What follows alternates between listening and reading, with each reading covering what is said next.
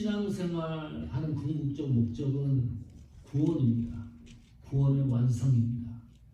구원은 하나님 나라, 내세, 내가 죽은 이후의 삶, 상급과 관계가 되어 있고 연결되어 있습니다. 구원론이 중요해야 될 이유입니다. 선명해야 될 이유입니다. 어느 길로 가느냐에 따라서 우리 인생의 삶이 실패하거나 성공합니다. 우리는 오직 예수 그리스도 은혜로 구원받는다. 이 사실을 믿음으로 고백하고 그 구원의 여정을 동행하는 동력자들입니다. 그런데 이런 생각 해보셨나요? 만약에 오직 예수 그리스도 은혜로 구원받는다는 이 사실이 가짜라 그러면 어떤 일이 일어날까요? 심각하죠. 이것이 가짜라 그러면 신앙생활하고 있는 우리들 인생은 참 비참합니다. 불행할 수밖에 없습니다. 예수님에 의해서 구원받는다는 사실이 그것을 위해서 애쓰고 수고하고 주일 지키고 봉사하고 헌신하고 선교하고 고통도 참고 인내하고 손해보고 온갖 주를 위하여 일평생 살아가는데 나중에 결과를 보니까 가짜예요. 지옥에 간다. 이거 뭐 말할 수가 없는 거죠. 생각할 수가 없는 거죠. 자, 그런데 우리는 예수님에 의해서 구원받는 사실을 확실히 믿고 그 길을 걸어가는 사람들인데 안디옥 교회에 이 문제를 가지고 교회를 혼탁하게 하는 사람들이 있었습니다. 너희들이 지금 예수님을 믿고 구원받는다는 이것이 가짜라는 거예요. 진짜가 아니다. 교회가 발칵 뒤집힐 수밖에 없습니다. 다른 복음을 얘기를 합니다.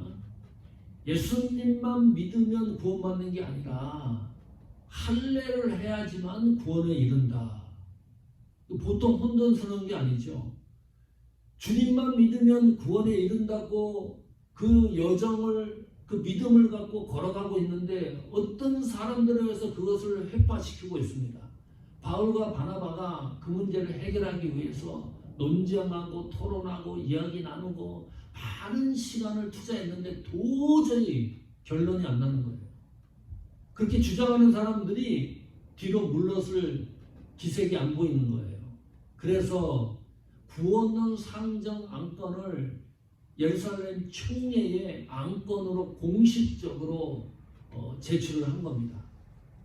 그래서 예루살렘 최초 제1차 총회가 열렸습니다.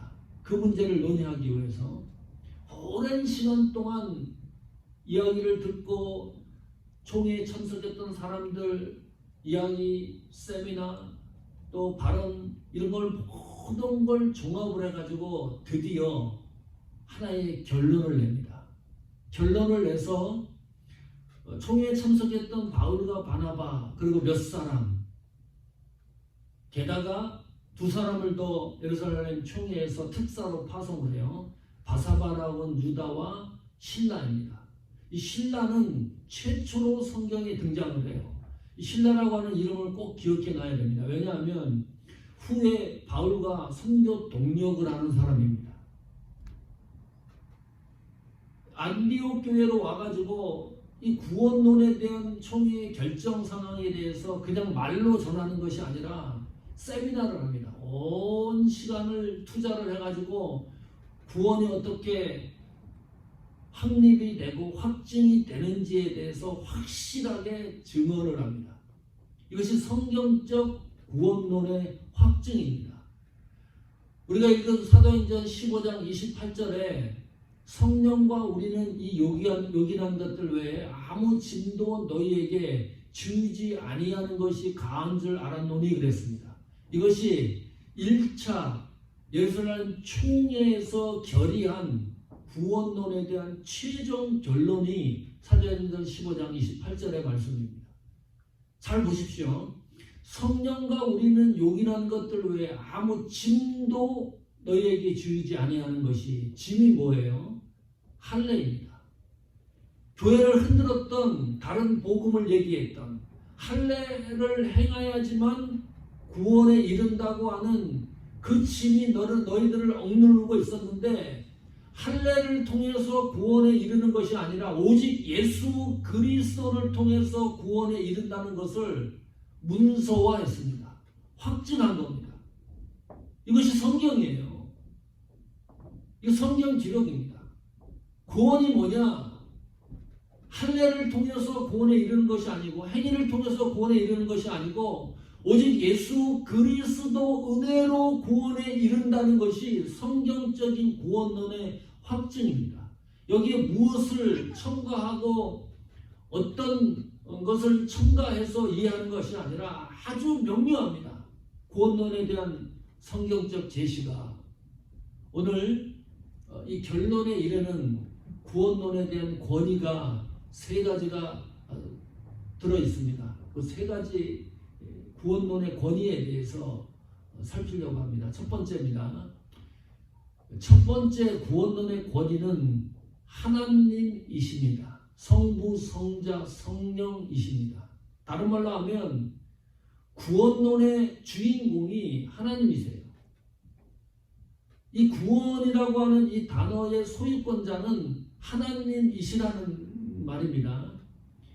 베드로가 그런 얘기했습니다. 총회 석상에서 공식적으로 발언하는 것이 있습니다. 하나님이 나를 선택하셨다. 그 하나님이 예수 그리스도를 믿게 했다. 예수 그리스도를 믿게 한 것은 성령이 내 속에서 역사하신 일이기 때문에 그 예수 그리스도가 나의 구세주로 믿어질 수밖에 없었다. 그뿐만이 아닙니다. 나를 이방인 선교사로 그 하나님이 세우셨다.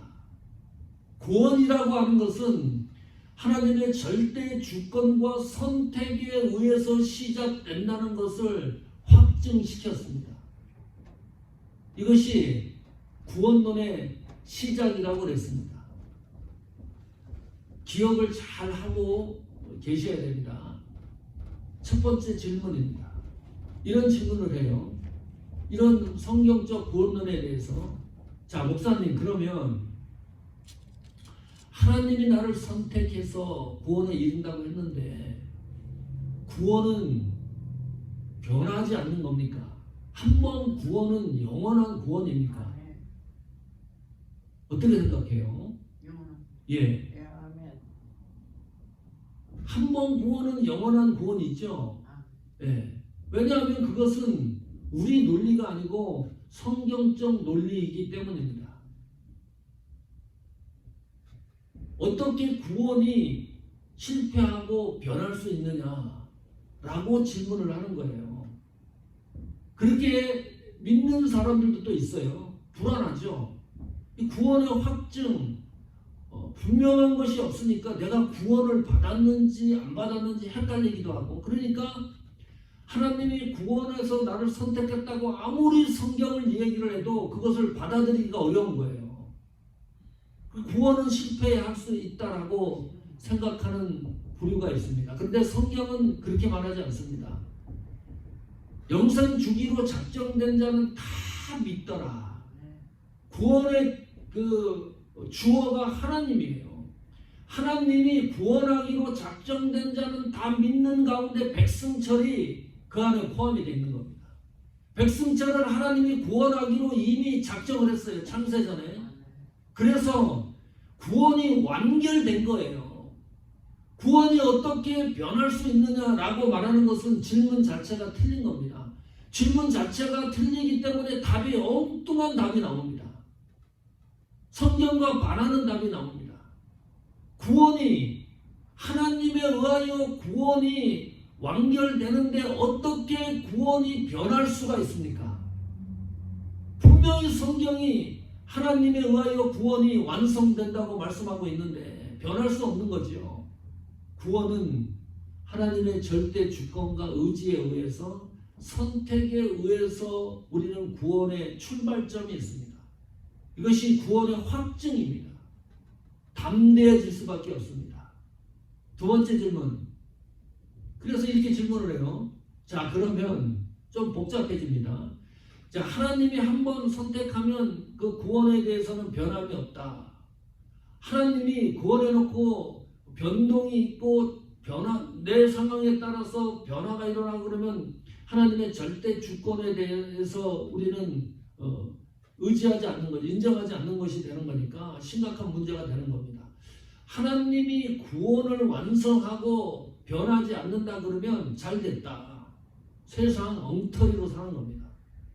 아니, 구원이 지금 완성이 됐는데 뭐하러 세상 어렵게 삽니까? 편하게 살지. 세상 풍조 다 누리고 부귀영화 누리고 왜 이렇게 고생하고 힘들게 신앙생활하면서 이 세상을 걸어갑니까? 그럴 이유가 뭐가 있느냐? 이렇게 질문을 하는 거예요. 구원이 완성됐다 그러면 이 세상 편하게 살다가 죽기 1시간 전, 한 일주일 전에 하나님 앞에 돌아와가지고 신앙생활하다 가면 천국 가는데 뭐하러 이렇게 힘들게 어렵게 신앙생활 하느냐? 편하게 살 수가 있는데. 이것도 질문이 잘못됐어요. 죽음이라는 것이 백승철이 1시간 후에 죽을지 1년 후에 죽을지 80살에 죽을지 90살에 죽을지 내가 나의 죽음을 어떻게 단정을 합니까? 예? 순간적으로 어떻게 죽을지도 모르고 이 불확실한 것, 죽음에 대한 것, 불확실한 것을 확실한 것으로 착각하는 오류가 이것이 성경이 말하는 죄의 형식입니다. 우리는 많이 그렇게 생각을 해요. 너무 많이 그렇게 생각을 해요. 그런데 한 가지 잊지 마십시오. 하나님 절대 주권에 의해서 구원이 확증된 성도는 이 세상을 함부로 살아갈 수가 없습니다. 구조적으로 그렇게 만들어놨어요. 내가 하나님 앞에 구속받은 성도라는 사실이 분명한데 세상을 엉터리로 산다. 그 사람은 10중 8구 엉터리입니다. 가짜일 확률이 많아요. 내가 하나님의 제자, 하나님의 자녀라는 사실이 분명하고 확실하면 이 세상을 흥청망청 살 수가 없어요. 성경에 어디 그런 게 있습니까? 성경에 등장하는 제자들 삶을 보십시오. 단 한 명도 엉터리로 산 제자가 없습니다. 야고보 사도는 그렇게 말하지 않습니까? 아예 행함이 없는 믿음은 죽은 것이라. 하나님 앞에 구원의 선택을 받은 성도는 반드시 믿음의 행위가 있어요. 행함 있는 믿음이 눈에 보이는 거예요. 그런 질문은 너무 유치한 거죠. 엉터리로 산다? 그런 일은 세상에 일어나지 않습니다. 구원받은 성도는. 세 번째 질문입니다. 그래도 도무지 하나님을 이해할 수가 없다. 선택에 대해서. 네. 그러면 하나님은 사랑의 하나님인데 누구는 선택하고 누구는 선택하지 않았다? 누구는 선택하지 않았다는 것을 하나님이 버렸다는 건데, 유기했다는 건데, 하나님의 속성과 이게 연결이 될 수가 있느냐? 맞느냐? 하나님은 사랑하시는 분인데 그것이 사실이라 그래도 나는 받아들일 수가 없다. 강경한 도전이에요. 그래서 구원은 하나님에 의해서 출발하는 것이 아니라 나의 선택에 의해서 결정된다. 그런 주장을 하는 겁니다. 하나님의 속성과 맞지 않기 때문입니다. 주장을 해요. 하나님의 주권과. 이 말은 무슨 말입니까? 나는 하나님의 주권을 인정하지 않겠다. 그런 말이죠. 하나님의 절대 주권, 선택의 절대 주권을 나는 도저히 받아들일 수가 없다. 이런 논쟁은 지금도 지속되고 있지만 바울 시대에도 지속이 되는 거예요. 바울이 얼마나 답답했으면 이런 얘기합니다. 로마서에서 자, 토기장이를 봐라. 토기장이가 쥐 있을 그릇, 천 있을 그릇 만드는 주권이 없겠느냐? 권한이 없겠느냐? 긍휼의 그릇, 진노의 그릇을 만들 권한이 없겠느냐? 이 하나님의 주권에 대한 이야기입니다. 하나님이 주권을 그런 방식으로 바울이 사람들이 이해를 못하니까 설명을 하는 거예요. 우리도 우리 주권이 있습니다. 우리 의지가 있습니다. 밥 먹는 것부터 시작을 해서요. 잘 곰곰이 생각해 보면 내 생각과 의지대로 이 세상을 살아갑니다. 거기에 우리는 플러스 성경의 은혜, 하나님 말씀대로 살아가는 은혜를 입은 사람들입니다. 그러나 보통 인간들의 삶은 내 의지대로 사는 거예요. 먹는 것부터 시작을 해볼까요? 저는 돈 주고 떡볶이, 오뎅, 순대 안 사 먹습니다. 돈 주고 사 먹으려고 그러면 고기를 사 먹든지 랍스타를 사 먹든지 이런 거를 사 먹어야 된다고 생각을 해요. 근데 우리 와이프는 종아도 그렇고 떡볶이, 오뎅, 뭐 순대를 좋아해요. 그럼 왜 당신은 그거를 좋아하냐? 나한테. 왜 아빠는 그런 걸 싫어하냐? 그럼 뭐라고 대답을 해야 돼요? 네. 입맛이 틀린 겁니다. 입맛이 틀린 것도 나의 주권이에요. 내가 싫은 건 싫은 거지. 내가 좋아하는 사람 있잖아요. 싫어하는 사람 있잖아요. 살인자하고 같이 살아라? 너무 어렵죠. 신앙을 갖고 있지만 나랑 저 사람은 안 맞아. 굳이 안 맞는 사람과 같이 대화하고 이야기 나눌 이유가 뭐가 있어요? 이 인간의 보편적인 생각입니다. 그냥 얼굴 안 보고 살면 되는 거예요. 그러면 또 옷도 마찬가지입니다. 좋아하는 색깔이 있어요. 나는 이런 색깔을 좋아하는데 빨간색이 뭐라? 그 입는 사람이 어디 있어요? 좋은 색깔 입는 거지. 내가 좋아하는 거. 이것도 다 나의 주권입니다. 백화점 가가지고 옷을 살 때 왜 그 옷을 샀냐 물어보면 내가 좋아서 사는 겁니다. 내가 좋아서 산다는 말 그 자체가 나의 주권이 들어가 있는 거예요. 모든 게 다 그래요. 음식을 적게 먹는 거, 생각하는 거, 행동하는 거, 뭘 사는 거, 모든 우리 인생의 걸음이 주권에 의해서 움직여가요. 내 주권에 의해서, 내 의지에 의해서. 게다가 우리는 하나님 말씀, 신앙이라는 것이 붙어졌기 때문에 하나님 자녀의 삶을 사는 거지. 그러니까 하나님이 하나님 주권에 의해서 구원하기로 작정된 사람들이 있다. 이것이 하나님 주권이에요. 그 주권에 대해서 어떻게 우리가 신앙하고 왜 하나님이 그러냐고 이야기하면 하나님이 뭐라고 얘기하겠어요? 하나님은 필경 이렇게 대답할 겁니다. 내 마음이다. 내 마음이 하나님 주권입니다. 내 마음을 누가 나한테 이래라 저래라 해요. 네? 내가 결정할 상황이 있고 움직일 상황이 있는데 그 어떤 사람이 얘기를 해도 내 주권은 인정하면서 왜 하나님의 주권은 인정하려고 하지 않느냐? 세상 사람이 누가 하나님이 선택한 사람이 모르기 때문에 우리는 복음을 증거하는 겁니다. 복음이 제대로 그래서 증거돼야지 하나님이 구속하기로 작정된 사람들이 그 복음을 듣고서 하나님의 구속이 완성되는 거 아닙니까? 우리의 구속은 하나님 절대 주권과 선택에 의해서 시작된다. 이것이 구원의 절대적인 권위입니다. 에스겔서 37장 14절 보십시오. 읽어보십시오. 내가 또 내 신을 너희 속에 두어 너희로 살게 하고. 참 감동적입니다. 여기서 신은 성령입니다. 구약 성경 에스겔 시대 선지자가 이미 이런 예고를 했습니다. 무슨 말씀입니까? 성도에게는 예수님을 믿는 하나님 자녀에게는 내 속에 성령을 두어서 우리 생각대로 살 수 없게 만드는 거예요. 내 의지대로 살 수 없게 만드는 거예요. 이것이 선택된 하나님 백성들의 삶입니다. 다른 거죠. 이제 완전히 달라진 겁니다. 나의 주권이 어디에 초점이 맞춰지는 거예요? 하나님 주권의 모든 것이 정조준돼서 그 속에서 우리 삶이 움직여 나가는 겁니다. 성령이 내 속에 있다 그래요. 하나님이 얼마나 강력해진 겁니까? 성령 충만, 신이 내 속에 있는 거예요.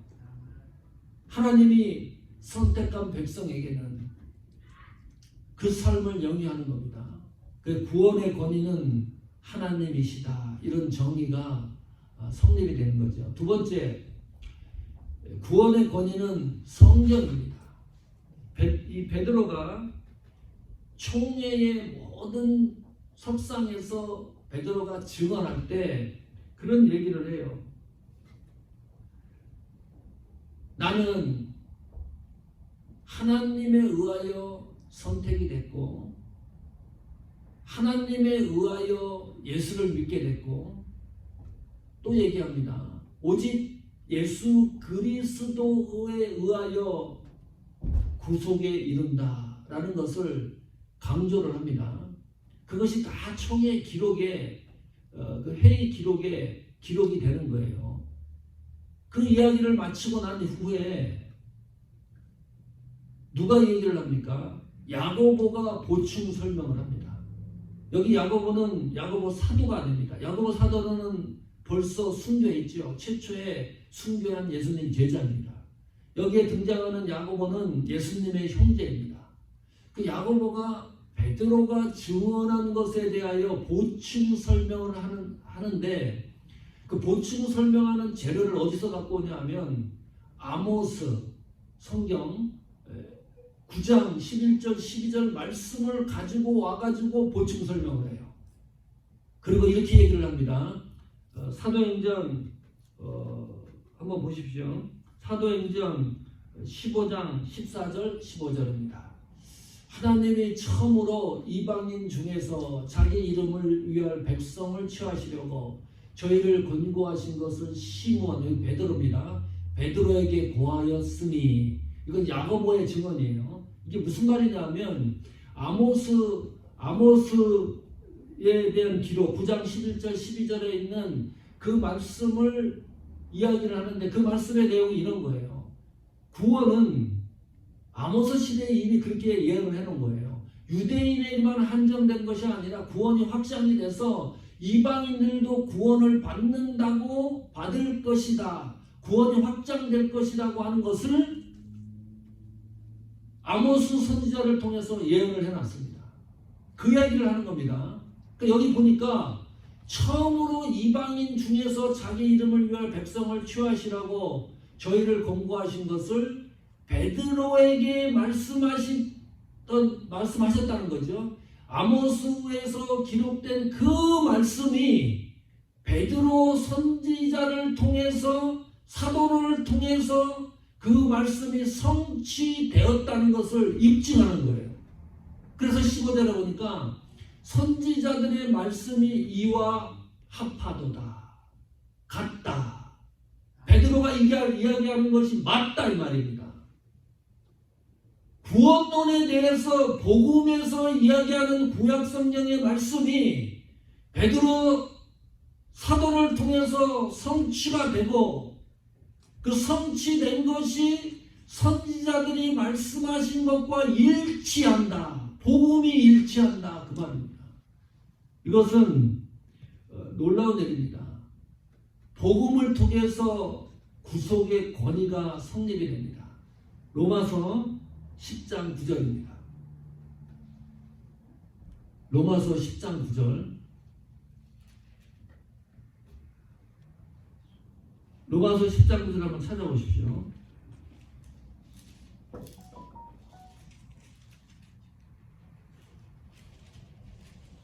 로마서 10장 9절에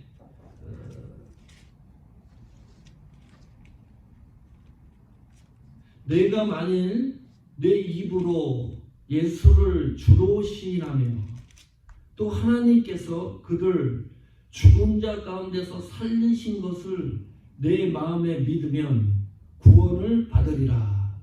여기 보시면 내가 만일 내 입으로 예수를 주로 시인한다. 구원에 이르는 방법론적인 건데 예수를 주로 시인하는 거예요. 그리고 죽은 자 가운데서 살리신 것을 내가 믿으면 구원이 완성되는 겁니다. 근데 여기 시인한다라는 이 말이 동의하다 그 말입니다. 동의해서 같은 말을 하다 그 말이에요. 예수님을 시인한다는 것이. 그러면 무엇에 대해서 동의한다는 거예요? 하나님 말씀에 대해서 동의한다는 거예요. 내 생각을 말하는 것이 아니라 복음에서 말씀하신 구원에 대한 모든 말씀을 내가 동의를 하고 하나님 말씀처럼 하나님 말씀대로 내가 이야기를 한다는 거예요. 내 말대로 얘기한다는 말이 아닙니다. 내 의지대로 얘기한다는 게 아니에요. 내 생각대로 얘기를 해가지고 주로 시인할 수가 없다는 거예요. 하나님 말씀대로 그 말씀대로 동의하고 그 말씀대로 이야기를 해야지 예수 그리스도를 주로 시인한다. 그래서 구원에 이른다. 이게 복음의 위력입니다. 복음을 통하지 않고는 구원에 이를 수가 없다. 다시 한번 볼까요? 갈라디아서 1장 8절입니다. 그래서 이렇게 바울이 얘기해요. 그러나 우리나 혹 하늘로부터 온 천사라도 우리가 너희에게 전한 복음 외에 다른 복음을 전하면 저주를 받을지어다. 저주란 말을 이렇게 쉽게 사용합니까? 무시무시한 겁니다. 다른 복음을 전하면 저주를 받는다. 다른 복음을 전해야 될 이유는 그 복음을 통해서 하나님의 구원받는 성도들의 역사, 하나님의 계획이 완성되기 때문입니다. 우리 사명을 다시 생각해 볼 필요가 있습니다. 연합감리교회 동성애 문제 얘기했었죠. 로스펠리지 교회가 있습니다. LA에 아주 아름다운 교회입니다. 중형교회입니다. 거기 교회 가서 시절 모임 있을 때 강의도 하고 세미나도 하고 그랬었는데 사이즈가 그렇게 작은 교회가 아닙니다. 그 신명옥 목사님이 시무하는 교회인데 20년째 목회 생활을 하고 있습니다. 이 동성애 문제가 막 복잡할 때 우리 주일날 예배를 드리고 있는데 그 캘리포니아 연회가 있습니다. 그 노예 같은 거겠죠 아무래도. 대표자가 예배 드리고 있는 도중에 마이크를 뺏는 거예요. 그 즉석에서 선포를 하는 겁니다. 이제부터 여기 담임 목사는 우리 감리교 교단의 목사가 아니다. 퇴출을 시켰습니다. 그 예배 현장에서. 교회가 발칵 뒤집혔어요. 성도들한테 투표를 해봤어요. 이 동성애를 찬성하느냐 반대하느냐. 그랬더니 웬걸 79% 성도들이 동성애를 반대한다에 표를 던졌습니다. 그러니까 100명이 모이면 79명은 동성애를 반대하는 거예요.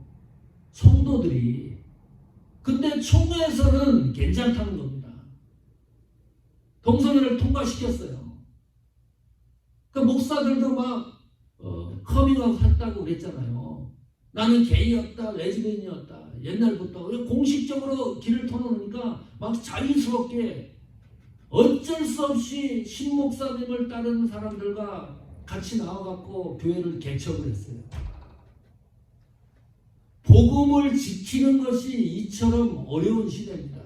총회가 잘못된 결정을 했을 때 이거는 지교회가 말할 수 없는 고통에 빠지는 거죠.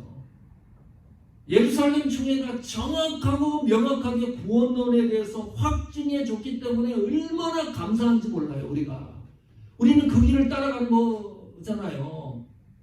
그것이 하나님의 말씀으로 우리는 믿고 움직이는 것이기 때문에 다른 곳에도 구원이 있다 그래 버렸으면 그것이 총회 결정 상황이었으면 할례를 받고 행위를 통해서도 구원을 이룬다고 그런 결정을 총회에서 냈다 그러면 얼마나 혼돈스럽겠어요.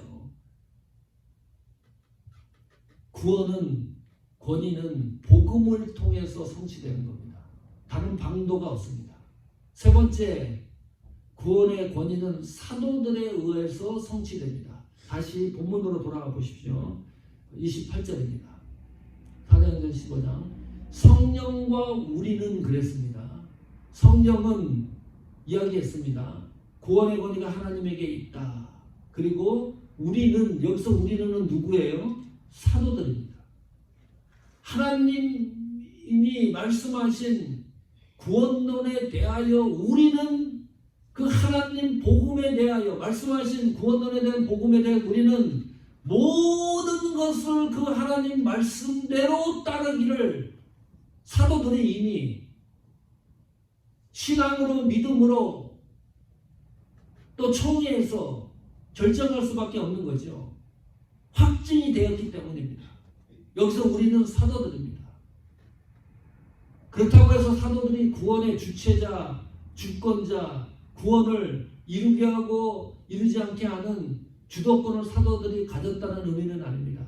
자, 이 사도의 원칙이 있습니다. 사도가 되려 그러면 그 시대에 예수님이 직접 부른 사람들, 그리고 예수님한테 직접 교육을 받은 사람들, 예수님이 고난당하고 죽고 부활하신 현장을 목격했던 사람들이 이게 사도가 될 수 있는 조건이었습니다. 그러니까 바울은 그런 일이 없었잖아요. 예수님에게 직접 예수님이 이 땅에서 살아계셨을 때 배웠던 제자가 바울은 아니지 않습니까? 그 문제 때문에 사도 직분에 대해서 계속 공격을 당하는 적이 있었습니다.